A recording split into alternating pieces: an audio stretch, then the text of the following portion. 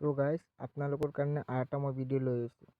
যদি আপোনালোকে আপুনি যেনেকুৱা দেখা পাইছে আইফোনত ফোন আহিলে নাম কয় বা মোবাইলত ফ্লেছ লাইট জ্বলে, সেনেকুৱা আপোনাৰ মোবাইলতো আপুনি কৰাব পাৰিব।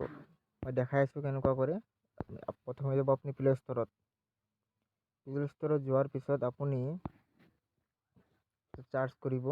চাৰ্চ কৰাৰ লিখব কলাৰ নেম এনাউন্স COLL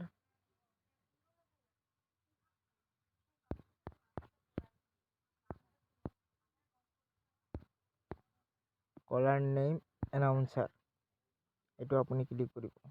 ক্লিক কৰাৰ পিছত এই এপখন যে চাই আছে, এখন ডাউনলোড কৰাৰ পিছত আপুনি তাৰে যিবিলাক ছেটিং আছে এই দেখাই আছে, মই দেখাই আছোঁ। এই caller name, SIM announcer, WhatsApp announcer setting, flash light alert, manage contact, এই চবকেইটা আপুনি অপশ্যন অন কৰি দিব।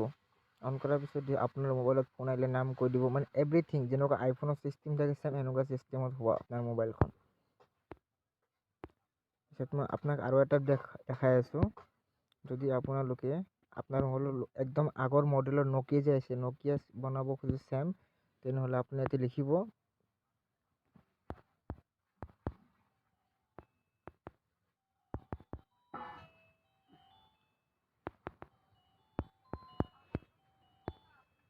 Nokia 1280 Lancer.